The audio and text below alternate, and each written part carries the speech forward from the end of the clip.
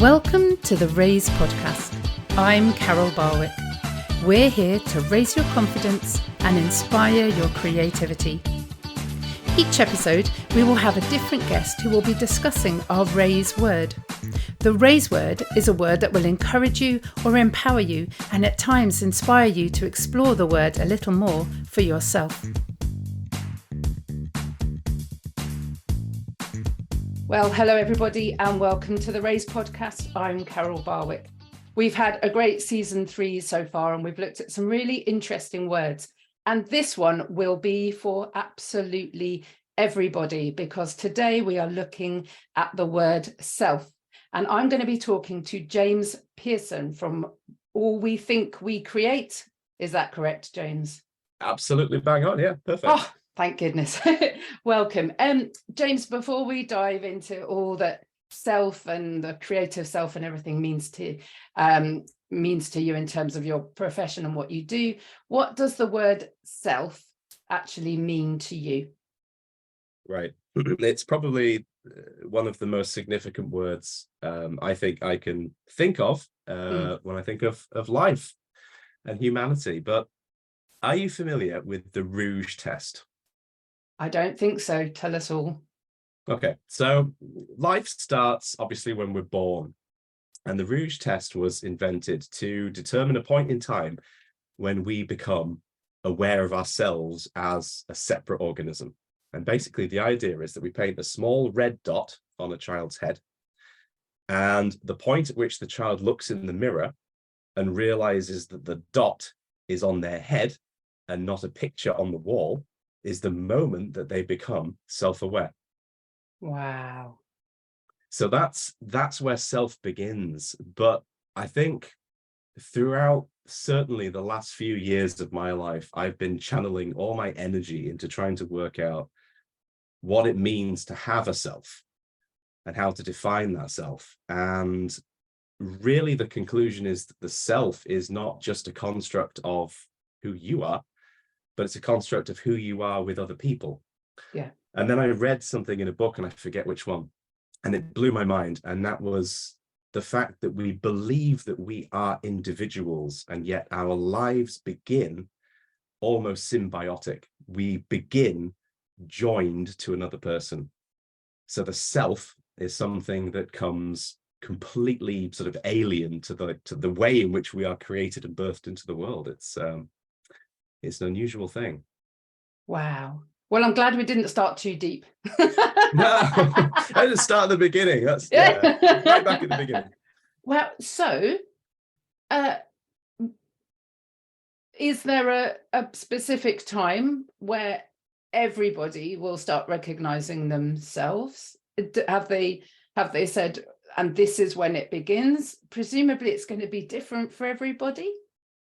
It will be. So I think it's within a period of time. But if you sit that child in front of the mirror, I mean, you'd have to be very scientific about it, wouldn't you? But if you were and to sneaky, do that in a controlled because if you put a environment, red dot on a 2-year-old's head, they're going to be very excited that they've got a red dot at some point. So. Exactly. The point at which, I mean, it's vague. I don't think it's that specific. Obviously, when the child stops touching the mirror and starts touching themselves, they realize that the red dot is on themselves. Yeah. Because they have a concept of self. Yes. Mm-hmm. Interesting. Wow. It would be if you can at some point, if you will be able to remember what the book is, or maybe do a little bit of digging and we can pop it in the show notes because it sounds like a fascinating book. It might have just been a byline in some psychology book, sure. So it's probably not about that subject. But I'll see if I can dig it out. Yeah, but the Rouge test, that sounds really interesting. So James, what was the kind of, you said a couple of years ago there was a bit of a catalyst in really starting to think about yourself in greater detail. Tell us a bit about that. Yeah, let's talk about COVID. Actually, let's not. But it happened during COVID when the world was grinding to a halt, and I think a lot of people can relate to this. Yeah. And we all had to face a different version of reality. Yeah. And that version of reality challenged a lot of my concepts about self, and specifically the difference between my real self and my ideal self. And I think there was a version of me that was or had been suppressed for a number of years because of fear of what other people will, or how other people will receive that version of me. So there was a lot of masking, there was a lot of considering how I thought I appeared to other people, not necessarily how they perceive me. Yeah. Which is a whole other subject. Yeah. So during COVID, I began to break this wall down, really, and I got this kind of, I don't really care about pretending anymore kind of feeling, and I actually felt very liberated. And I think it was as a result of a number of things happening. It was like the perfect storm of things in my life at that time. A 2-year-old son. Yeah. The fact that we got to spend more time together as a family, it was all influencing my opinion of myself, really. And I got to thinking that, you know what, all the things that I held very, very dear to me that I thought were important really aren't important. And this time and this togetherness and our joy of being a family began to take over in my mind. And I thought, I just want more of this. Like, this is what I want. And in order to do that, I need to be sort of free to be able to express myself in that way.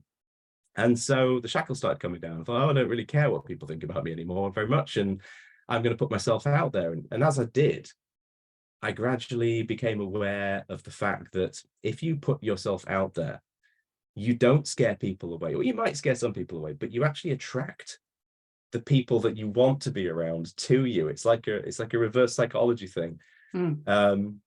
If you're not afraid to be yourself, you will be amazed at how many people flock to you because they see something that, you know, in themselves that they can relate to, and it creates connection. So that's really where the idea of the self-identity amidst other people comes from, because I think the more you tap into that, the more you build a self-concept, which is saying, I'm comfortable with who I am. And you know what? I love life more because I have more people that are like me around me. I'm not pretending. I'm not having to hide things. And I might push some people away, and some people might, you know, reject me for that. But at the same time, I think the connection with the people that come in is stronger and far more enjoyable as a result. Yeah. So how you say about putting yourself out there, what did you do, James? How did that kind of how did that look? Okay, so at the end of COVID, towards the end, I was, I think, really just like treading water like everybody else, trying to figure out how to move my business then into the new world order. And it was a kind of a tragedy of just reaching a certain point where things were going to go in a different direction, and the whole COVID situation screwed that up, like it did for many people. And trying to rebuild that proved very, very difficult because attitudes had changed. And I've always been of the opinion of like, I want to work with other people. I'm very sort of open-minded in the sense of bringing people together. I want community. I want to build something that has lots of people involved. And attitudes were just different, and it became an incredible struggle. And I thought, well, what have I got now in this new thinking? What does that mean to me? What does that mean to James 2.0 moving forward? And I took a while to think about it, and just realized all of a sudden that I wanted to get out there and I want to talk to people. I want to help people. And I thought probably the best way to do that is to become a counselor or a psychotherapist or a psychologist. And so I set off on that path during COVID, which was pretty challenging because they insisted on in-person training.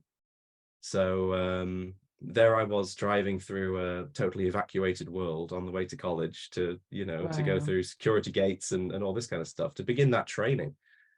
And it wasn't until nearing the end of my first year, when my tutor was leaving, to go to a different job, and I was feeling devastated because this person had sort of carried me through this journey of self-realization from starting the course to ending the year. Yeah. And I felt lost, and I felt like my support structure had collapsed, and this other tutor stepped in. I thought, oh, I really don't like the look of him very much. Mm-hmm. And he turned out to be the most lovely guy in the universe, and we connected over a single moment where we were asked to draw a mask, and on the mask we were to draw basically two halves, that the half that we show to the world and the half that we keep secret. Wow. And completely, really subconsciously, I drew my mask in a pink and a blue.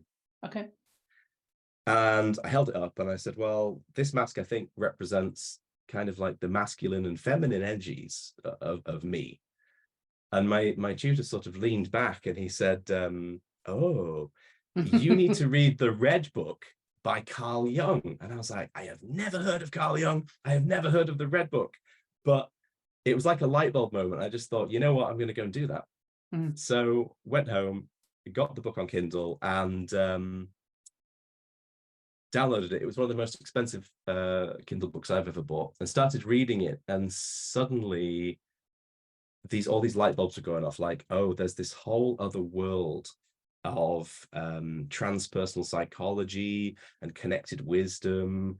And my mind just set on fire, really. I thought, this is where I needed to be. So it's kind of serendipity, I guess, that all these things connected. And I set off on a project to write a book that was going to be based on some of Carl Jung's theories about the collective consciousness, which is the idea that all around the world, things happen to which we are all connected, and we all share like a common understanding or emotional experience. Mm.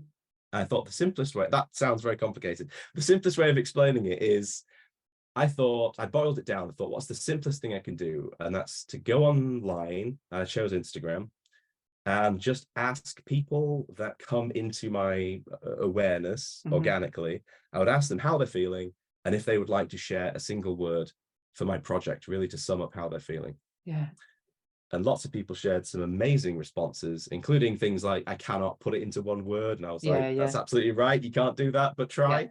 Yeah. And they did, and they were very gracious. And I began to put the words together and really just fill in the blanks to create what I then called meditations, which were really ideas designed to penetrate past a layer of consciousness to get into writing about things that I would not necessarily have thought about. Okay. If you can follow that track. Yeah. So you're using other people's kind of thoughts and connectedness to then create something new, write a new idea about people's self and that kind of thing. Is that kind of right? It's exactly right. Okay. Yeah. If you think about it this way, like in our daily lives, we're so caught up with our thought processes and our own experience that we only go so far into ourselves. Like there's a point at which we stop, we drill down and we stop because we have like a level of self-awareness. Now, if somebody challenges you to think about something that is outside of your awareness, you can go a bit deeper. So I was going down into, I think, parts of my subconscious that weren't necessarily part of kind of like my daily experience. And then I'd pull that back up and write about it. And the level of connection through that process was absolutely jaw-dropping. The conversations that I started to have with people on Instagram about things, and the level at which they felt connected to the things I was saying, it was so spiritual and kind of like an awakening. And I felt there is definitely something to this.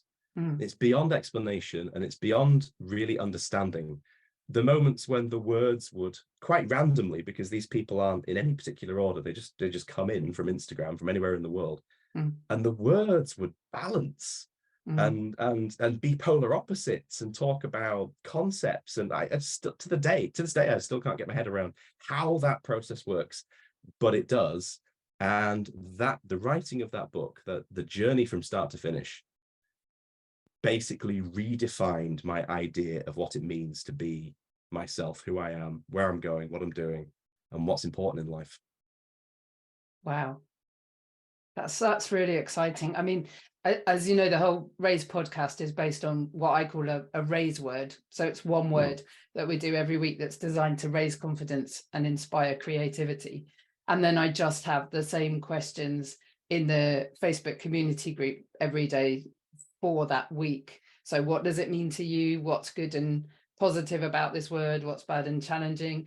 But it's amazing the different things that people come up with. And there are some times where I'll put a word out there and I'll think, this is going to really might spark a bit of controversy, definitely going to get conversation going. And there's an absolute radio silence. And other times where I put a word out there and think, oh, blimey, I'm not sure about this one. And there'll be loads and loads of comments and discussions, or people will get in touch with me outside of the group and say, this has just blown my mind and I've been quiet because I'm trying to work through it all. But is that connectedness just I've done this before on the podcast. It's difficult to put my finger on it, but it kind of explodes the word, doesn't it? Have you got a word for this, James? When it kind of enhances the word and makes it something so much bigger. Yeah, I don't know really. I know what you mean. Yeah, it's hard to put your finger on, isn't it? But it just kind of it instead of just like 3D or even 4D, it's like a diamond, and there's so many different facets to it because everybody's getting involved, and there's so many different ways of looking at it in different colors and things. I find it really exciting. Right, like everybody has a different experience of the language and what it means to them. Absolutely. Yeah. And then you're talking about, it's not just in this country, it's globally. So then you've got all the different words and how one word might mean something to someone, but something completely different to somebody else because of the language and the way it's communicated. And I just find it fascinating, even just thinking about one word. Let's dial it back a little bit because I can see we're going to get really overexcited otherwise. Okay. Tell me a little bit about what you were doing before COVID, because I'm right in thinking it was a really kind of a creative vein what you were doing then. Tell me a bit about that. So yes, restless being that I am. I think the sort of the major point, if you rewind 14, 15 years now, I was filming weddings. Yeah. And that sort of came out of a misstep of going to university and doing science, and then coming out of university and realizing actually I'm into arts. And so I had to drop the science and go into arts, and just picked up wedding filming, which at the time when I started, it was a very different place to where it is today. There were maybe 5 or 6 of us up the country. It was a very strange environment, but so cut my teeth on that really, and did that for about 12 years, and felt myself continually wanting to innovate. Like I was so restless. I couldn't stand still, so I was buying gear over from the States that they were using because they were miles ahead of us, and jumping on the then very, very trendy cinematic score angle. So wedding films were becoming far higher quality.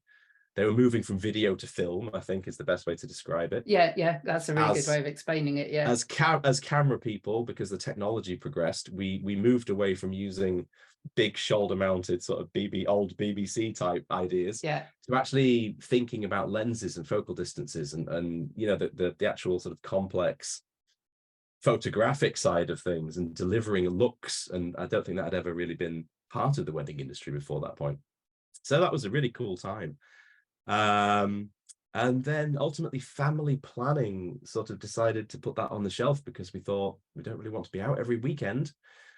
It's not going to work. Not really conducive, no. And I'm glad we took that path, because I was right. It would have been awful. So we hung up the lenses and launched a wedding blog.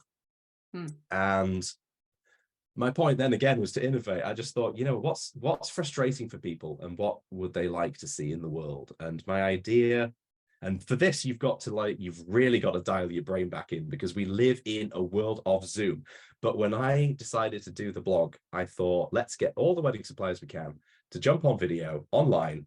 Let's have a chat about their work, and let's do like a constant wedding fair so that people can meet hundreds of wedding suppliers up and down the country, even around the world, actually. And let's give them the opportunity to do that. And so that became very popular.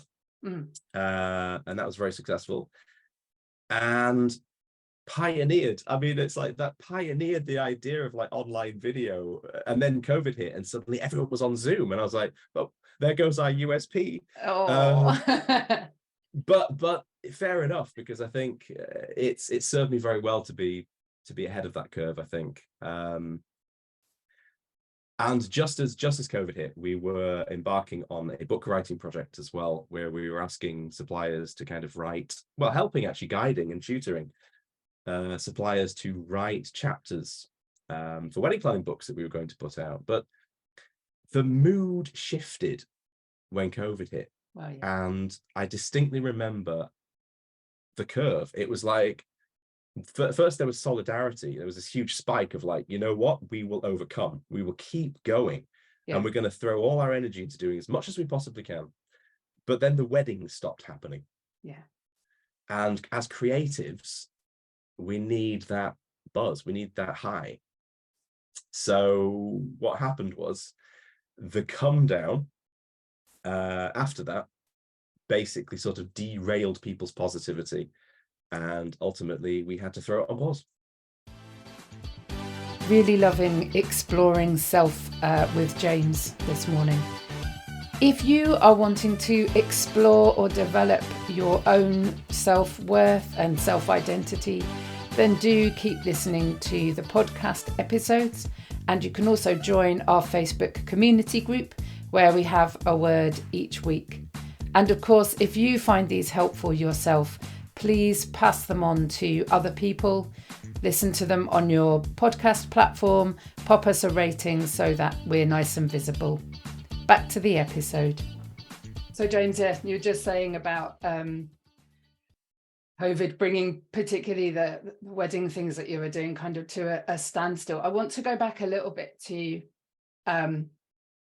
the words that you've been using about innovating and pioneering. And I wonder how much that is bringing ourselves into what might be a very kind of generic environment. So lots and lots of people get married, there's lots and lots of weddings, but that idea of pioneering and innovating all the time, why is it important to you to innovate and pioneer? Because I'm exactly the same. But why is it important to you to do that? How does that figure in the kind of self thing? That is a very good question. It's a very deep question. I think the answer would be, it's more of a compulsion. I think you just feel and sense something, and then a layer above that is the need to do something about it. I can't sit here with an idea and not execute it. I'm not capable. And I think there's a really famous psychologist called Albert Bandura, and he came up with a theory called self-efficacy, and it was based on a person's capability and belief to perform certain actions. And from what I remember, it splits into 3 core things, and one of them was the belief that you have in yourself that you can do something, the belief in yourself that there is value to doing that thing, and I think the other one was the belief that you will be successful at doing that thing. So it's sort of like a 3-pronged approach. And when I heard about that theory and I looked at myself, I thought, wow, that's something that I have. I just have this innate ability to believe in myself to get something done. And it served me very well from my driving test through university. I remember my driving test, the day of my driving test, I turned up in my own car to do it. And my instructor did like an hour prep lesson with me. And by the end of it, he said, James, honestly, mate, you're not ready. I think you're going to fail. Wow. And I said, I don't think I am. And I'm not going to. And I went in, I passed my test, and I would have failed because I did a lane change on a roundabout. but the guy doing the test said I did it with such flair that he'd pass me anyway. So I was like, well, thank you. Oh, wow. So I think there's if you are the creative entrepreneurial type, I think that's just part of your genetic makeup. You have the belief that you can do it. You have the belief that it will be a good thing, and you have the belief that you will be successful at it. It's those three things.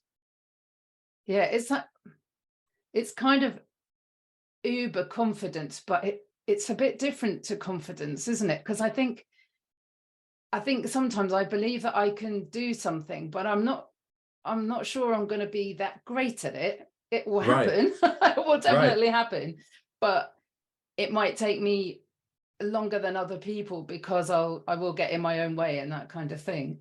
So I wonder if there is a difference between the kind of confidence versus that innate kind of, I just have to believe it, it's just how it's going to be kind of thing. And how self can really get in the way, can't it? And I wonder if that is because ultimately we know ourselves. So then you go back to experiences, don't you? So James, took 4 attempts at my driving test. Right. Okay. Because the first time was just a complete write-off, I think, and the second and the third. And I remember very clearly after the third saying a bit of a prayer and saying to God, please just let me pass.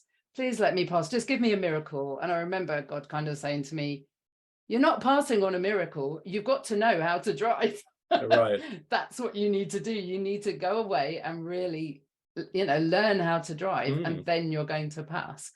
But I was so nervous, particularly every time the instructor came next to me, the test guy. That was when I kind of lost it all. And that knowledge, and then all the experiences that I'd failed the first time and the second time and the third time. It's interesting, isn't it? I wonder how much experience of self stops us from doing things. What you've described there is a perfect example of how someone fits into that model. Like, you had the belief that you could do it or you wouldn't have sat the exam. Yeah. But then you didn't quite have the belief that you were going to be successful at it. There was like a level of doubt. So you can see that this is what I love about psychology. Like, I'm not a psychologist, I'm trained to be a counselor, so I'm more interested in the feelings. But you can see how the psychology fits in, like the way we think about things and the way we're able to kind of cognitively process what we are experiencing, the easier it is to categorize and work out what's going on for us. Experience is complicated, but once we know how to categorize it and understand it, we can go, oh, so I'm lacking in this area. And once I understand that I'm lacking in that area, that's the area I can go and work on. Yeah. And I wonder how much, I think emotions get in the way a lot as well, don't you? Because if I was a much more kind of rational, factual person, I would say, well, the first test didn't work because of that, and the second test didn't work because of that. But actually what I did was I had a complete meltdown in the first one, and I was a dreadful person. Yeah, and your emotions, that's our human experience. Yeah, absolutely. Going back into the COVID time and the lockdown and everything, it's interesting how different people responded to it, because I think some people found that amount of space and quiet, because it was quiet, even if we were in a house with family and things like that around. There was just a global kind of quietening, wasn't it? It was almost like, when snow falls, everything was just blanketed with this peace. And for some people, and particularly I think for creative people, there was this burgeoning of all the things that they'd wanted to do, and suddenly they had the time to kind of do it, and all these podcasts and things created. But for some people, having all that time with themselves was an incredibly difficult thing. I wonder how you kind of see how that, did you ever see that in other people that maybe that you knew, or people that were getting in touch with you on Instagram? I could certainly feel, this is what pushed me into counseling. I could feel people I cared about, that we'd worked with for years. I could feel their disappointment, fear, what other words to describe it? This lack of, the draining lack of creativity, where I think existentially they're just challenged to live because they don't have any of that buzz. They can't get that fix, and creative people tend to need that process. So yeah, very much so. And I've heard many horror stories of people just locking themselves up in their houses and not knowing what life is about. And it depends. I think it depends largely on what the person needs. Yeah. And a lot of us need a lot of social activity. Yeah. To thrive and survive. Yeah. I don't know about you. I found that there was a lot more understanding of introvert, extrovert, and Right. oh, it's okay to be in my house and I don't have anywhere to go, or anywhere that I have to say, actually, I'd rather not go. Yeah. It felt like people started to kind of really notice what they needed. And as you said, at times that was very difficult for people, but it was also incredibly helpful for people, I think, to be able to say, oh, right, okay, I've never experienced this before, but actually this was what I needed. Just it was a bit of a reset, wasn't it? I think it was a big reset.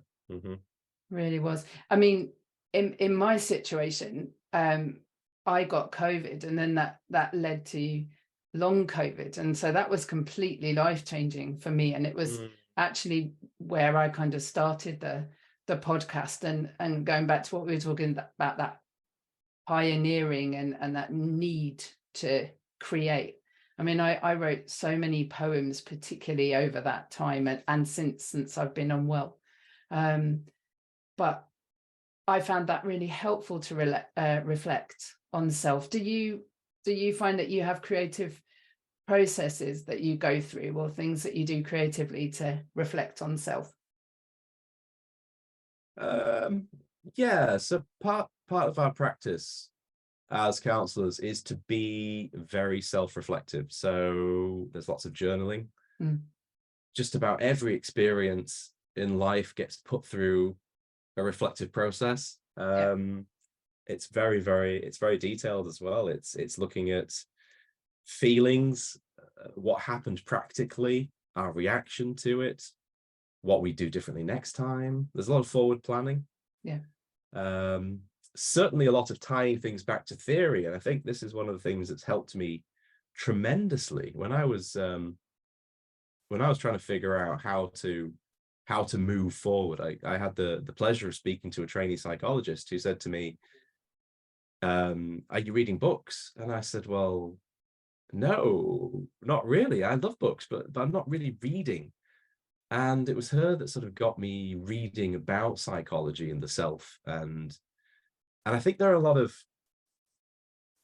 sort of pop and glitzy self-help books, but it's not really until you go back to the real nuts and bolts theory stuff that you really start to get an appreciation of how much effort has been put into mapping like the human psyche and understanding ourselves.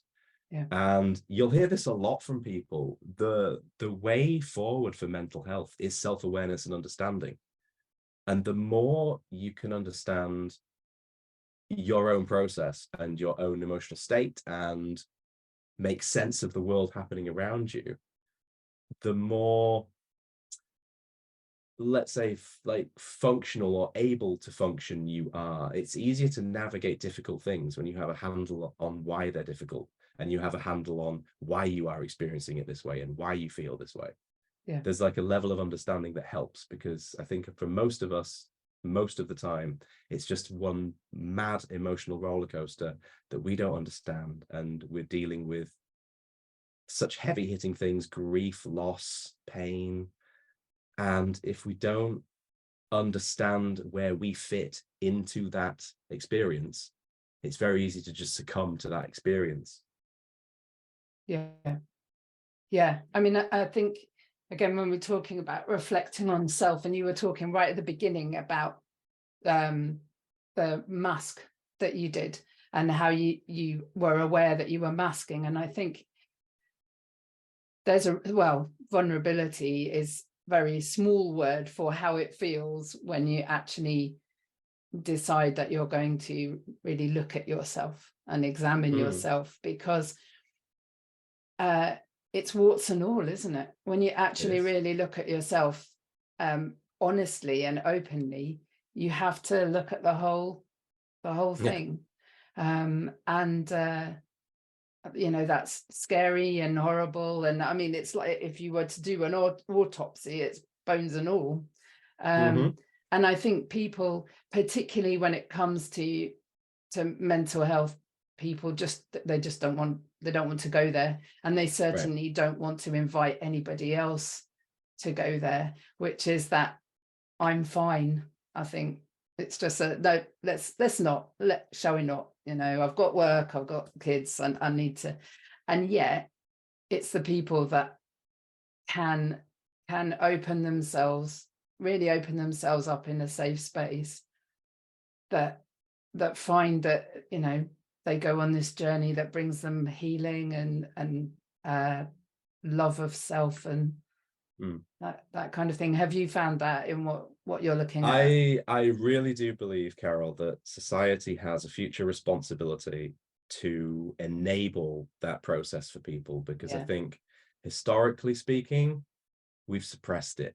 Every country has its own version of it, and we have English stiff upper lip. Absolutely, like, With you a know, cup of tea, and we'll all be fine. Keep going and be strong. And sorry, but you know, it's not how it works. We're human beings, and we need compassion.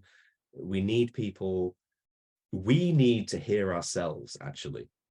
And I think there are, particularly in counseling, which is obviously where most of my experience is, it's not until you are freed and enabled to say something out loud and hear it in your own words that you truly understand the concepts that you've got going around in your head. And yes, you're absolutely right. You've hit the nail on the head. It is terrifying for a lot of people to open up at that level.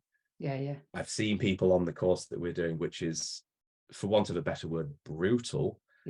Because we have to be challenged so much, because we're going to go and hold other people. We have to be tested to the nth degree. And I've seen people open up, and then I've seen them have a massive breakdown and leave the course because they weren't ready to open up in that way, and they've opened up too much, and they've shared too much, and now they have to go away and process that. So it is a difficult process, but it needs to come from a place of wanting that experience. I can't see it becoming a big merchandise race. Keep calm and open yourself up emotionally to everyone. It's not going to work, is it? It's a thing. James, I could talk about this subject. It's absolutely fascinating, and we're kind of coming towards the end. We always do a little challenge or something to think about for the listeners. So people listening today, just want you to think a little bit about yourself. And I think that's it, really. Even if you just take 5 minutes to think about yourself and just see what happens, because I can guarantee that most of you haven't thought about yourselves at all today, this week, this year. Some of you haven't thought about yourselves for ages because you've got lost as a parent or a spouse or as a human being. And it's okay. It's okay to think about yourself. How are you looking after yourself? If you know that, as James and I have been talking about, it's time to become a bit emotionally vulnerable, who are you going to talk to? Who's your safe space? You are important. We say it all the time, but you are important. James, have you got anything to add to that? Yeah, I can share really quickly, just to add on to what you said. I'll share a little story. It just happened yesterday. One of my tutors is leaving, and he's been our rock, and we are devastated that he's moving on. But I had the chance to grab him, and I just said, can you leave me with one nugget of last advice? And he looked me in the eye and said, James, look after yourself. Go and see that film. Go and listen to that music. Go and read that book. Do what you need to do. Look after yourself. And I'm just going to pass that one on because it's so important, like you said. Brilliant. Okay, we now come to the part of the podcast where I do become slightly more emotionally vulnerable, because I'm going to do a poem. And there's not many words that rhyme with self, but we've talked about so much. So just bear with me a minute while I get my thoughts together. Be yourself. Have you been left on the shelf? Would you look in the mirror and say, I am beautiful. I matter. Experience is everything, and connection is so important. You are a diamond. Facets of knowledge and understanding coming from everywhere, bringing light and colour, creating you to be you. Take care of yourself. There you go. I cheated because I just used what you said. That's amazing.